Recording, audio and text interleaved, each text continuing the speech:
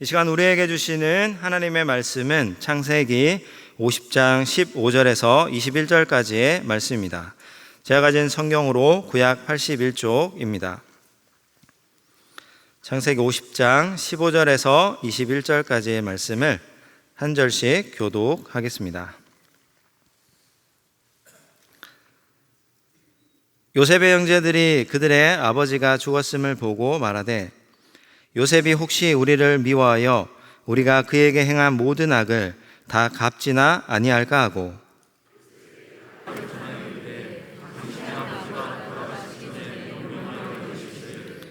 너희는 이같이 요셉에게 이르라. 내 형들이 내게 악을 행하였을지라도 이제 바라건대 그들의 허물과 죄를 용서하라 하셨나니 당신 아버지의 하나님의 종들인 우리 죄를 이제 용서하소서 하매 요셉이 그들이 그에게 하는 말을 들을 때에 울었더라.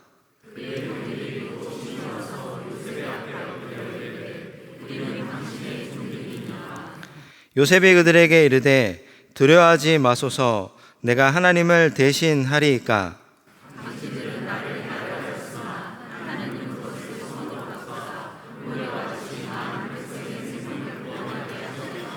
함께 읽겠습니다. 당신들은 두려워하지 마소서. 내가 당신들과 당신들의 자녀를 기다리리이다 하고 그들을 간곡한 말로 위로하였더라. 아멘. 주인에게 버림받은 강아지가 있습니다. 이 유기견 전문가에 따르면 이 강아지들이 버림받는 가장 흔한 이유는 이 배변과 소음 문제라고 합니다. 처음에는 사람들이 이제 자기 외로움을 달래거나 귀여운 강아지를 키우고 싶어서 반려견으로 데려옵니다. 그런데 훈련을 시켜도 이 변을 제대로 이제 보지 못하거나 또 함부로 짖으면 이 인내심을 잃어버리고 나중에는 이 강아지를 이제 버리게 된다고 합니다. 유기견 보호소에 가보면 그런 이유로 버림받은 강아지가 다수 있다고 합니다. 많은 그리스도인들이 신앙을 가지고 있으면서도 때로는 두려워합니다. 이 불안과 두려움의 종류가 크기가 이 세상 사람들과 크게 다를 바가 없을 때도 있습니다. 은연중에 하나님을 강아지 주인처럼 생각하는 것 같기도 합니다. 주인이 말 안 들으면 함부로 하면 함부로 강아지를 버리듯이 하나님도 그분의 백성을 쉽게 버리는 것으로 우리 신앙인들이 이제 오해할 때가 있습니다. 하지만 그렇지 않습니다.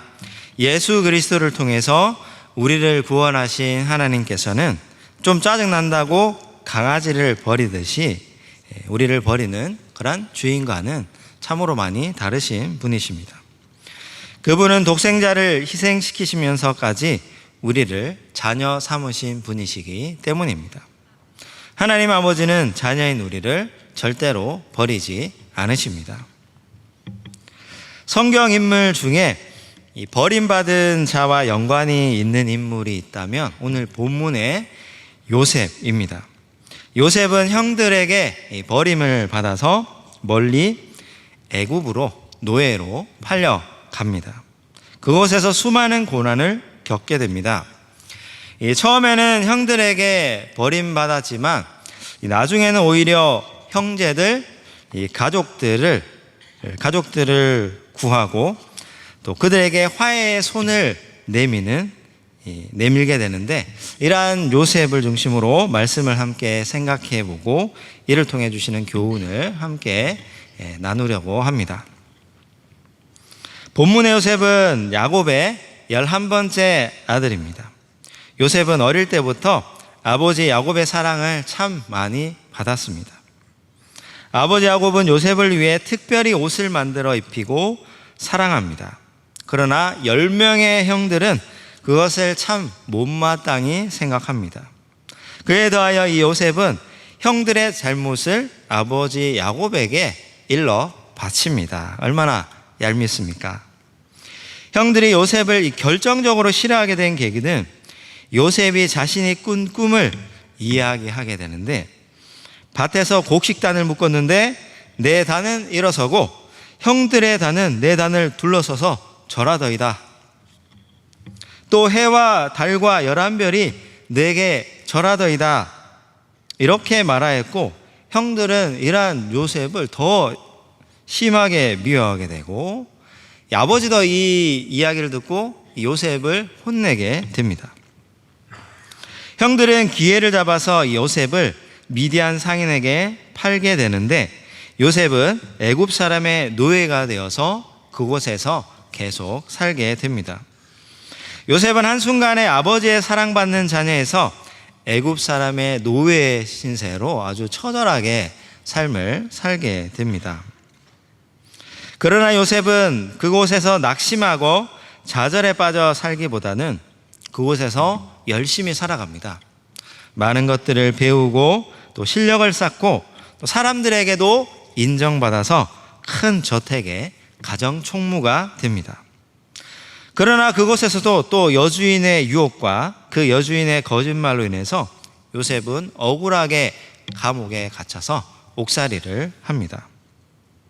요셉은 다시 낙심하고 좌절에 빠져 살기보다 그곳에서도 성실하게 수감 생활을 하며 오히려 죄수들을 섬기고 이 간수들에게도 신뢰를 받게 됩니다. 나중에 이 간수장이 옥중제소를 이 요셉에게 다 맡기고 무한 신뢰를 하게 됩니다. 사실 이런 일이 일어날 수가 있겠습니까? 그렇죠?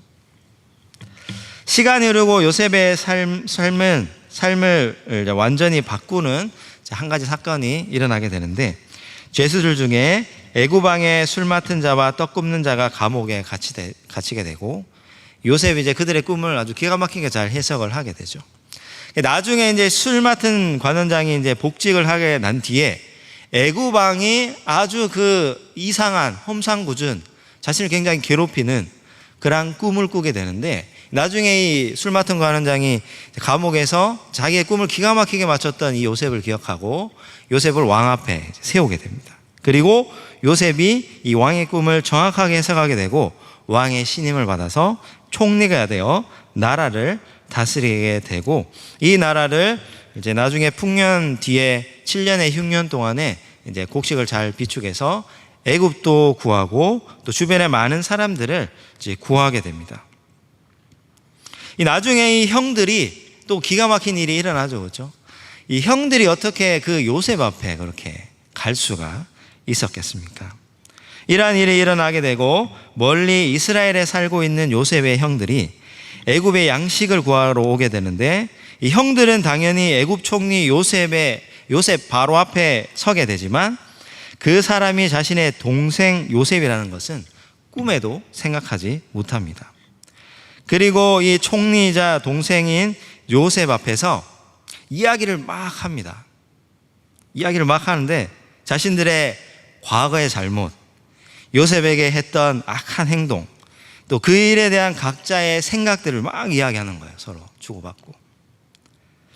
그리고 이 때문에 하나님께서 자신들에게 벌 주셨는 것이 아니냐, 이런 이야기들을 요셉 바로 앞에서 형제들이 엄청나게 막 하게 되는 거예요. 요셉이 그 앞에서 그 이야기를 다 듣고 있는 거죠. 요셉은 솔직하게 이 서로 떠들고 있는 형들의 이야기를 낱낱이 다 들으면서 나중에는 감정이 너무 북받쳐가지고 뒤쪽으로 가서 큰 소리로 울었습니다. 그리고 자신이 그들이 애굽에 팔아버린 요셉이라는 것도 형들에게 나중에 이야기하게 되고 같이 이제 식사도 하게 되죠. 그리고 나중에는 또 멀리 떨어져 있는 가족들도 다 이제 애굽으로 초대하게 됩니다. 이 얼마나 황당한 사건입니까?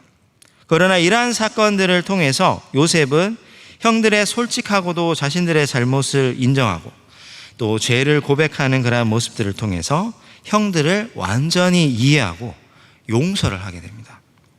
그러나 그것은 안타깝게도 요셉만 그랬습니다. 요셉도 형들을 용서하고 형들도 요셉을 참 용서했으면 참 이 해피엔딩으로 아주 기가 막힌 드라마로 이렇게 성경 이야기로 끝났을 텐데 그렇게 되지는 않았습니다. 오늘 말씀 첫 번째는 하나님께서는 우리가 세상으로 인하여 두려워하지 않기를 원하십니다. 왜냐하면 하나님께서는 우리와 함께 하시고 우리를 도우시기 때문입니다. 19절을 제가 읽겠습니다. 요셉이 그들에게 이르되 두려워하지 마소서 내가 하나님을 대신하리이까. 여기서 내가 하나님을 대신하리이까 라는 말은 내가 하나님 대신하여 형들에게 벌이라도 내릴 것 같습니까? 라는 의미입니다. 그렇지 않다라는 뜻이죠. 두려워 마소서 형님들, 저는 형님들을 해하지 않습니다 라고 이야기합니다. 그러나 형들은 두려워할 수밖에 없습니다. 아버지 야곱의 장례식이 끝난 다음 형제들이 요셉의 보복을 두려워했기 때문이죠. 요셉이 혹시 옛날 일로 인해서 앙심을 계속 품고 있는데 아버지 때문에 참고 있다가 이제 아버지가 돌아가셨으니까 본격적으로 내가 이 형제들을 혼내야 되겠다, 이렇게 하면 어떡하나 이렇게 걱정을 하게 되죠. 지난 17년 동안 함께 이 형제들이 함께 살아오며 설득해 왔지만 형들은 그 말을 진심으로 받아들이지 않습니다. 요셉의 형들은 그를 노예로 판 일로 인해 평생 죄책감에 시달렸고 요셉은 오래전에 이미 그런 모든 것들을 용서했지만 그들은 스스로를 용서하지 못했습니다. 우리도 살아가다 보면은 사람들과 사실 많이 부딪히기도 하고 오해도 하고 싸우기도 하고 그런 것들 때문에 좀 힘들게 하루하루를 살아갈 때가 있습니다. 수많은 사람들이 나와 다 사이좋게 지내면 얼마나 좋겠습니까? 인생에는 기쁨보다 어려운 시간들이 참 많습니다. 때로는 여러 상황으로 인해서 두려워하고 때로는 힘들어하고 걱정하는 것이 우리의 일상입니다. 한 번은 IBM 이 컴퓨터 회사의 부사장이 사장에게 신제품 개발과 출시를 위한 브리핑을 이렇게 신나게 잘 했습니다. 잘 하고 사장은 부사장에게 그 프로젝트 괜찮네요, 한번 실시해 보세요. 그래서 진행이 되었습니다. 그런데 이 자신 있다고 하던 부사장의 말과는 달리 이 신제품 프로젝트는 실패로 끝났고 그 결과 회사는 $10,000,000 정도의 손해를 보게 됩니다. 부사장은 회사에 손해를 입힌 것에 참으로 가슴을 아파하며 책임을 지고 사장에게 사직서를 제출합니다. 그런데 사장은 그 사직서를 자신의 책상 서랍에 넣은 후에 이렇게 이야기했다고 합니다. 지금까지 당신에게 $10,000,000 이상의 비용을 들어서 당신을 교육시켰는데 회사를 그만둔다니 말이 됩니까? 이 사직서는 내가 보관하겠소. 당신이 받은 교육의 성과를 나중에 본 후에도 당신이 사직을 원한다면 그때 처리하겠습니다. 이렇게 이제 이야기를 하고 그 말을 들은 이 부사장이 더 심기일전해서 신제품을 내놓게 되고 그래서 자신으로 인해서 손해보았던 그 $10,000,000의 몇 배 이상의 그런 소득을 수익 창출을 했다고 합니다. 이처럼 현명한 리더는 실패의 가치를 아는 사람입니다. 실패를 실패 자체가 아닌 하나의 교육이자 경험으로 본 것이죠. 아무것도 성취하지 못하는 사람은 한 번도 실패하지 않은 사람이라고 합니다. 이 성경은 완벽하게 성공한 사람들의 이야기가 아닙니다. 다수가 실패한 사람들의 이야기입니다. 요셉도 마찬가지죠. 그러나 하나님은 이렇게 실패한 사람들을 통해서 우리에게 또 위로와 용기를 주십니다. 그러므로 우리 그리스도인들에게 실패가 있다면 이것은 오히려 하나님을 바라보게 하는 훌륭한 가르침이 됩니다. 요셉의 인생은 두려워할 수밖에 없는 상황이었지만 그는 끊임없이 하나님을 바라보았습니다. 하나님과 친밀히 동행합니다. 하나님을 간절히 찾고 찾으며 의지하며 신뢰합니다. 하나님께서 그러한 요셉이 어떤 상황에 있든지 늘 함께 하시고 동행하시며 고난 중에도 형통함을 베푸셨습니다. 우리의 삶은 여전히 많은 고난과 문제들이 즐비합니다. 마음은 복잡하고 분주하고 삶의 상황은 녹록하지 않습니다. 그럼에도 불구하고 그 상황 속에서 살아계신 하나님을 바라보아야 합니다. 우리의 모든 것을 아시는 예수님을 바라보아야 합니다. 주님의 말씀을 기억해야 합니다. 이를 통해 살아계신 하나님께서 결국에는 우리의 모든 것을 살피시고 위로하시고 지혜를 주시며 평안을 주실 줄로 믿습니다. 오늘 말씀 두 번째는 하나님께서는 악을 선으로 바꾸시는 분이십니다. 왜냐하면 이를 통해 많은 사람들을 살리기 때문입니다. 20절을 제가 읽겠습니다. 당신들은 나를 헤아려 하였으나 하나님은 그것을 선으로 바꾸사 오늘과 같이 많은 백성의 생명을 구원하게 하시려 하셨나니. 요셉의 형들은 아버지에게 사랑을 독차지했고 자신의 잘못을 고자질하고 이상한 꿈 이야기나 하는 이 요셉을 상당히 미워했습니다. 그리고 그 분노가 너무 심하여 미디안 상인에게 이 요셉을 팔아버렸습니다. 형들의 매우 악한 행동으로 요셉은 그러한 난처한 상황에 빠지게 되었는데, 그러나 이 요셉은 나중에 애굽의 총리가 되어서 애굽뿐만 아니라 주변 많은 나라들을 살리는 그런 사람이 됩니다. 하나님은 이렇듯 인간의 악함을 때로는 선을 위한 도구로도 사용하십니다. 사람들은 자신의 유익을 위해 서슴없이 악을 행하지만 하나님은 이것조차도 선으로 바꾸어 하나님의 선하신 뜻을 이루어 가시는 분이십니다. 영국의 목자들은 자기가 기르는 양을 한 마리씩 잡아서 이 소독약을 푼 커다란 물통에 집어 넣는다고 합니다. 한 마리 한 마리 귀와 눈, 코까지 물에 완전히 푹 잠기도록 양을 물통에, 소독약통에 넣게 되는데요. 이 양들로서는 숨이 막히도록 무서운 순간이 아닐 수가 없습니다.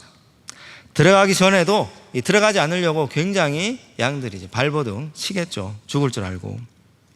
때리고 올려서 다시 통 속으로 넣게 되는데, 양들에게는 그 순간이 공포 그 자체지만 주기적으로 그런 조치를 해주지 않으면 이 기생충이나 질병으로부터 양들이 취약해져서 죽는다고 합니다.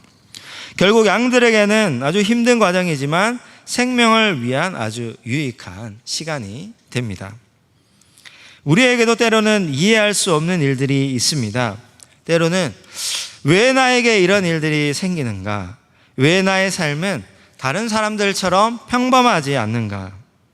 왜 나의 삶에 생각지도 않은 일들이 이렇게 생기는가? 우리는 질문합니다. 이런 상황에서 우리는 나의 삶이 다른 사람들과 다르다고 이렇게 생각할 수 있습니다. 그래서 하나님께 원망이 되는 거죠. 하나님, 저는 왜 이렇습니까? 저의 삶은 왜 이렇습니까?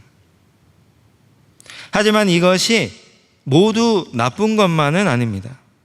각자의 삶은 고유한 경험과 도전으로 이루어져 있습니다. 이렇게 독특한 경험들은 우리를 성장시키고 또 더 강해지게 합니다. 때로는 이해하기 어려운 사항들에 있지만 그 속에서 우리는 새로운 지혜와 힘을 배워갑니다. 삶의 여정은 누구나 다르지만 중요한 것은 그 상황에서 어떻게 내가 하나님께 나아가며 하나님과 동행하며 그분의 말씀을 신뢰하는가입니다.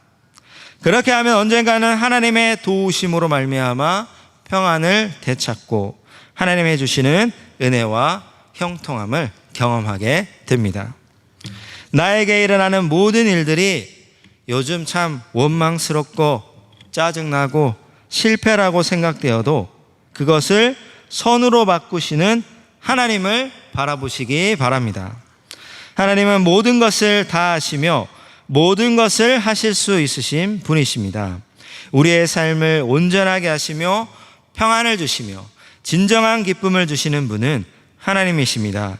그 하나님을 믿고 의지하며 악을 선으로 바꾸시는 하나님께 나아가 마음을 토로하며 기도하며 간구하시는 믿음의 성도님들 다 되시기를 바랍니다. 오늘 말씀 세 번째는 하나님께서는 우리의 관계를 회복시키는 분이십니다. 이를 통해 하나님의 나라, 샬롬의 나라를 이루어 가십니다. 21절을 함께 읽겠습니다. 시작. 당신들은 두려워하지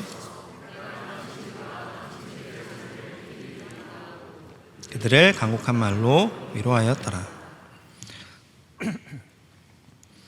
요셉은 눈물이 참 많은 사람입니다. 선지자 중에도 눈물이 참 많은 사람이 있습니다. 예레미야인데요. 예레미야는 바벨론에 의해서 남유다가 정복당하고 또 예루살렘은 무너지고 사람들은 포로가 되어서 죽기도 하고 끌려가는 것을 직접 눈으로 다 확인한 사람입니다. 그리고 그 상황에서 그 시대에 예레미야는 끊임없이 왕과 신하들, 백성에게 하나님의 말씀을 전하며 우상 숭배를 회개하고 삶을 돌이키고 또 한 가지는 이 바벨론에게 항복할 것을 그러한 말씀을 전했던 선지자입니다. 얼마나 힘들었겠습니까? 그래서 예레미야는 참 많이 울었습니다. 요셉은 선지자는 아닙니다만 믿음의 사람, 믿음의 족장입니다. 형들에 의해서 노예로 팔려가면서 많이 울었고 형들이 곡식을 구하러 총리가 된 자신 앞에서 서로의 잘못, 실수, 동생을 애굽에 팔았던 것에 대한 후회를 하며 이것이 하나님의 징계가 아닌가 그런 말을 할 때에 그것을 듣고 그 장소를 피하여 크게 울었습니다. 이제는 모든 일들이 이태질 때쯤 평안한 삶을 살고 있을 때 아버지 야곱이 죽고 이제는 형들이 요셉에게 해를 입을까봐 두려워합니다. 요셉은 이러한 사정들을 다 알고 형들을 위로하였지만 요셉은 형들을 용서하였지만 형들은 그렇지 못해서 요셉은 다시 울게 됩니다. 요셉은 이렇게 많이 울었던 사람입니다. 여기서 형들과 다르게 이 요셉이 형들을 용서할 수 있었던 이유를 몇 가지로 설명할 수 있습니다.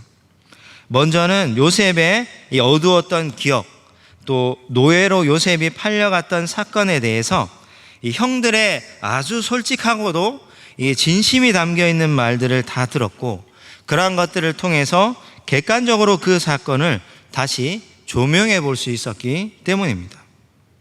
어떻게 보면 요셉은 평생 그 사건에 대해서 굉장히 분노하며 복수심에 불타서 살아갈 수도 있었습니다.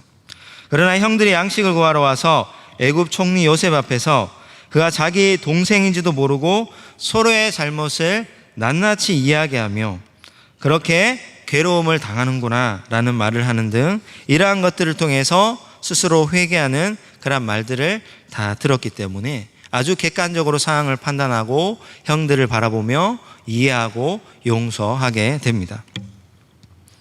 그리고 이를 통해 요셉은 비록 자신이 억울하게 노예를 팔려와서 수많은 고생을 하였지만 이를 통해서 많은 사람의 생명을 구하려고 하시는 하나님의 뜻과 계획을 알게 되었고 이러한 일을 통해 자신도 큰 교훈을 얻게 됩니다. 큰 교훈을 얻게 된 것이죠. 그리고 마지막으로는 이 나중에 이 가해자와 피해자가 서로 만나게 된 거죠. 사실 가해자와 피해자가 서로 만나서 이런 이야기를 한다는 것이 참 불가능하지만 그래서 만나서 이야기하면서 서로 오해하고 잘못했던 것들을 완전히 풀어갔기 때문입니다. 이러한 아주 일련의 여러 가지 과정들이 있었기 때문에 이러한 굉장히 어두운 이 사건조차도 완전하게 이제 이러한 것들로부터 이해하고 용서하고 자유할 수 있게 된 것입니다. 이러한 사건과 비슷하게 이 악행을 당한 기억을 온전히 치유하기 위한 중요한 이 세 가지 요소를 이 신학자 미로슬라브 볼프는 이야기합니다. 이 평화의 신학자로 알려진 이 미로슬라브 볼프는 이 어렸을 때에 고향이었던 구 유고슬라비아 군대에서 이 스파이 혐의로 체포되어서 굉장한 신문을 받게 됩니다. 고문을 받게 된 거죠. 오랫동안 전혀 연관도 없는데 억울하게 신문을 계속 받고 오랫동안 여러 차례 많은 고통을 겪게 됩니다. 그의 인생에서 그 기억은 생각하기도 싫은 비참함 그 자체였습니다.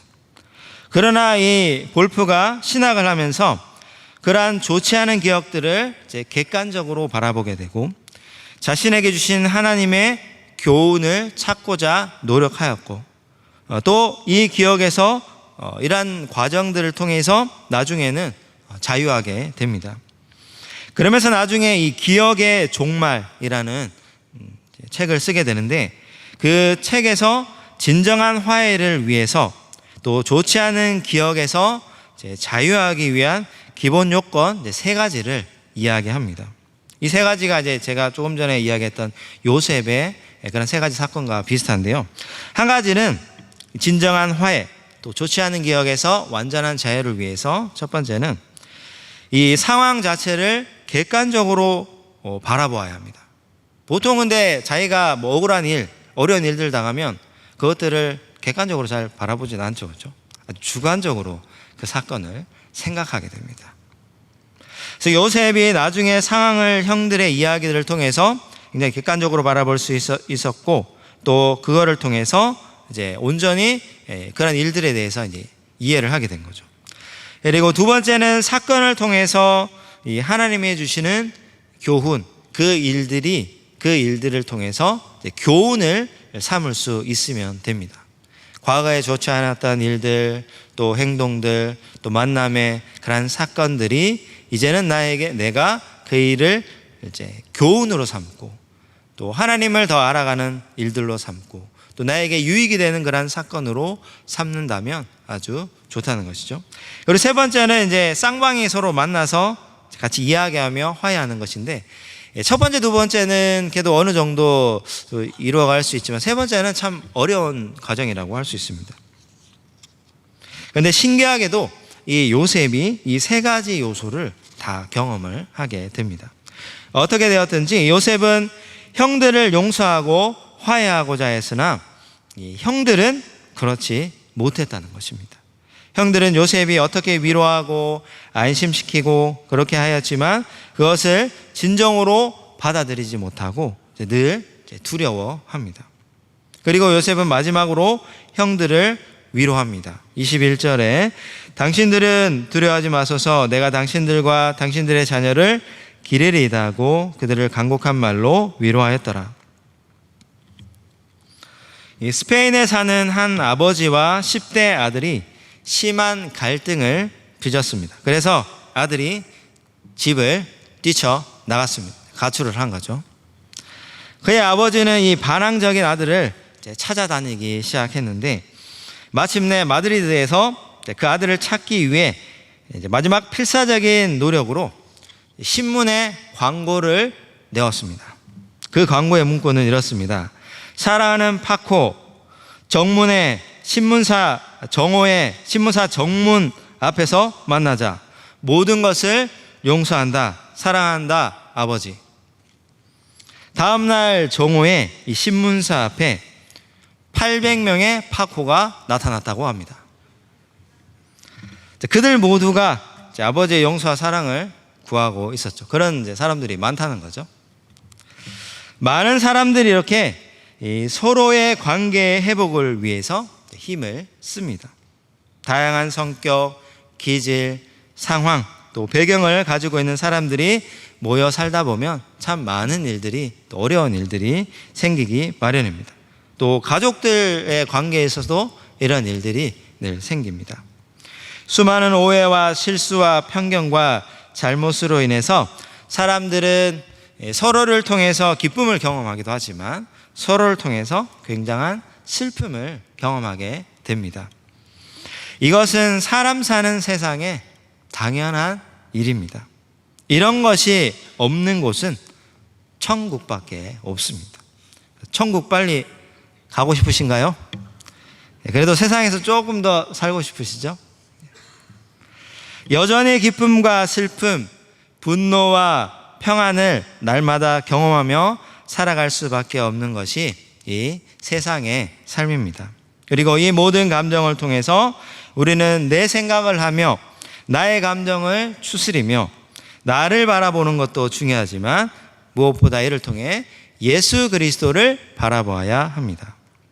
예수님은 완전한 신이시지만 동시에 완전한 인간이십니다. 그 악독한 로마군인 종교 지도자들, 유대 유대인들의 음모와 거짓과 살해 위협을 다 받아내시고 결국에는 십자가에서 죽으셨습니다. 예수님은 완전한 신이시지만 동시에 완전한 사람이십니다. 얼마나 마음이 쓰라리고 고통스럽고 억울하고 분노가 일어났겠습니까? 그렇지만 예수님은 하나님의 말씀을 이루시고 또 그분의 뜻대로 온 인류를 구원하시기 위해서 십자가에서 죽으셨습니다. 그리고 부활하셔서 온 인류에게 부활의 소망을 보이시며 부활의 첫 열매가 되셨습니다. 영원한 소망이 되셨습니다. 우리의 내일의 희망이, 소망이 어디에 있습니까? 바로 예수 그리스도께 있습니다. 우리의 마음을 날마다 어디로 향해야 합니까? 바로 예수 그리스도께로 향해야 합니다. 그분 우리의 모든 마음 하나하나를 다 알고 계시고 우리의 감정을 모두 경험하셨으며 우리가 생각하는 모든 것을 다 알고 계십니다. 그분은 우리에게 모든 것을 주고 싶으시지만 가장 좋은 것, 있어야 할 것을 주시는 분이십니다. 우리에게 진정으로 필요한 것들을 주시는 분이십니다. 그 예수님을 바라보며 예수님 앞에서 마음을 다하여 기도하며 예수님과 늘 친밀히 지내신다면 어떤 어려움도 이겨내고 어떤 슬픔도 극복하고 어떤 문제도 이기게 하실 줄로 믿습니다. 기도하겠습니다. 사랑과 은혜로 우리의 인생을 인도하시는 하나님 아버지 감사합니다. 오늘 이 주일 저녁에도 저희들을 이 성전으로 불러주시고 또 하나님을 예배하는 자리로, 기도의 자리로 인도하여 주시니 감사합니다. 하나님, 이 세상을 살다 보니 많은 일들이 있고 또 기쁠 때도 있지만 슬플 때도 있음을 경험하게 됩니다. 하지만 이 모든 일들, 이 모든 슬픔을 알고 계시는 예수님, 그분을 기억하며 이를 통하여 하나님께로 더욱더 나아가기를 원합니다. 하나님, 어떤 순간에도, 어떤 슬픔에도, 어떤 상황 속에서도 우리를 위해 죽으시고 다시 살아나시며 영원한 소망이 되어주신 예수 그리스도를 믿고 그분을 의지하며 그분을 바라보며 살아가는 믿음의 권속들이 될 수 있도록 인도하여 주옵소서. 예수님의 이름으로 기도드리옵나이다. 아멘.